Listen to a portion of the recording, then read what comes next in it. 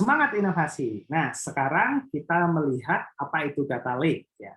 Nah, data lake ini tentu saja setelah saya menjelaskan tentang konsep utamanya tadi, di dalam data lake ini kita harus memahami bahwa ini skalanya jauh lebih besar daripada data warehouse. Nah, mari kita pelajari bagaimana itu diimplementasikan dalam lingkungan big data. Nah, konsep data lake sendiri untuk kemudian bisa digunakan dalam big data, yang pertama adalah dia memiliki kepentingan untuk menampung data ingestion atau proses pengumpulan data itu, baik data yang sifatnya terstruktur maupun tidak terstruktur. Nah, fungsi dari data lake ini adalah melakukan katalog, indeks yang didasarkan pada data movement-nya. Jadi intinya adalah setiap data yang lalu lintas dia masuk ke dalam data lake atau keluar dari data lake itu akan tercatat rapi dan memiliki yang namanya data trail.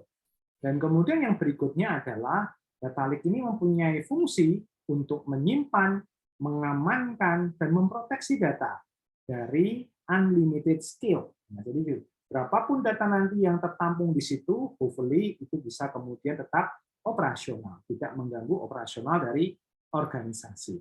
Dan lebih penting lagi sebenarnya dengan adanya data lake ini menjembatani agar kita terhubung dengan proses big data analitik dalam ini untuk melakukan proses analitik dan machine learning, misalnya seperti itu. Nah, konsep data lake inilah yang menjadi ciri atau pemungkin yang paling tepat sehingga kita menjadi punya alasan kenapa data lake itu selalu bisa mendukung kebutuhan analisis big data dan terlebih diimplementasikan dalam big data environment. Nah, rekan-rekan sekalian, ini adalah arsitektur example dari data lake yang sifatnya lebih tradisional. Nah, makanya di sini disebut sebagai traditional data architecture. Kita bisa melihat bahwa ketika kita punya sumber data dari operational data, dari sistem-sistem informasi manajemen yang kita punya, kemudian kumpulan-kumpulan file yang biasanya melengkapi reporting-reporting kita dan seterusnya, bahkan stream data dari social media, sensor, itu semua bisa ditangani dan bisa dimasukkan dalam sebuah struktur data lake. Nah, data lake ini biasanya nanti terdiri dari beberapa layers.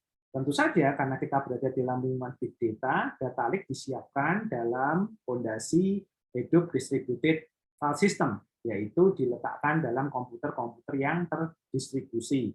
Di sini kita akan menciptakan yang namanya storage layer, di mana kita mengkoordinasi beberapa node server menjadi data storage engine dengan formasi data lake. Di atasnya baru nanti ada yang namanya query layer yang bermain untuk mengambil data, menganalisis, dan seterusnya. Maka kita butuh engine-engine yang ada dalam big data seperti Spark, Hive, HBase, maupun Veil. Nah, ini adalah sebuah mekanisme bagaimana sebuah data lake itu bisa terbentuk. Nah, implementasi dari data lake ini cukup panjang sebenarnya, cukup sangat detail. Kita bisa menerapkannya dengan berbagai macam skenario. Jadi bisa real time, micro batch maupun mega batch ya untuk menjalankan mekanisme penyimpanan ke dalam data lake. Pun ketika kita akan melakukan proses untuk analisis, kita bisa memprovide adanya real time insight, kemudian interaktif insight maupun batch insight. Tentu saja kita membutuhkan struktur data lake yang jauh lebih lengkap, yaitu kita harus punya yang namanya HDFS storage, ya. Kemudian kita harus punya yang namanya distillation tier, kita harus punya MPP databases, kemudian in-memory, kita juga harus punya processing tier, dan kita harus punya workflow atau suatu proses yang memang berjalan dengan terstandar atau sudah biasa dilakukan.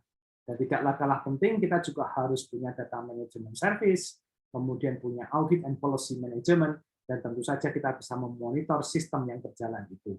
Nah, sehingga dalam konteks ini kita bisa melihat bahwa data lake adalah menjadi platform big data management yang sangat komplit dan sangat krusial.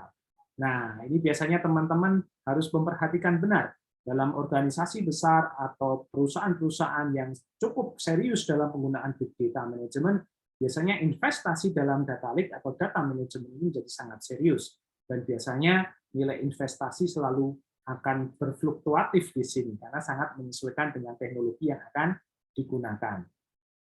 Rekan-rekan sekalian, di big data lake kita bisa menciptakan banyak hal. ya, bisa menciptakan atau mendukung analisis-analisis yang beyond, yang kadang tidak kita pikirkan selama ini, ya. Jadi kita bisa melakukan yang namanya analytic platform for business analyst, ya. Bahkan kita bisa menggunakan knowledge graph query dan lain sebagainya, visualisasi dan seterusnya. Dan kita juga bisa memadupadankan antara atau mengkolaborasikan kemampuan dari data warehouse dan data lake untuk mendukung big data analitik yang kita tuju sebenarnya. Nah, ini salah satu keunggulan bagaimana data lake itu terjadi. Sebuah organisasi harus mulai memikirkan sekarang bagaimana data lake itu bisa menjadi solusi bagi pengembang, bagi untuk memprovide kebutuhan kita dalam kepentingan penyediaan data storage skala besar. Nah, ini sebagai contoh kalau kita ingin lihat secara lebih utuh bagaimana perbedaan dari data lake dan data warehouse tadi, kita bisa lihat bahwa data lake ini nanti tujuannya adalah kita bisa menghasilkan data yang clean and organized dari sumber data yang entah berantah, yang bersifat raw material, tapi kalau data warehouse nanti ini akan lebih tadi ya, lebih spesifik sesuai dengan kebutuhannya. Tapi kalau kita gabungkan, makanya akan saling melengkapi. Beberapa organisasi itu menggunakan strategi data lake dan data warehouse secara bersamaan. Nah, ini yang menjadi menarik dari penerapan teknologi informasi dan komunikasi in general, bahwa terkadang tidak selalu kita harus memilih satu mazhab teknologi, tetapi kita bisa mengkombinasikan untuk mendapatkan manfaat maksimal dari teknologi-teknologi itu tersendiri. Nah, ini adalah salah satu contoh teknologi yang bisa kita pakai untuk mendukung baik data warehouse maupun data lake, yaitu Apache Hive. Nah, logonya cukup unik, cukup lucu, ya, tetapi ini menjadi salah satu teknologi yang bisa kita pakai. Saya akan jelaskan sebentar lagi. Semangat inovasi!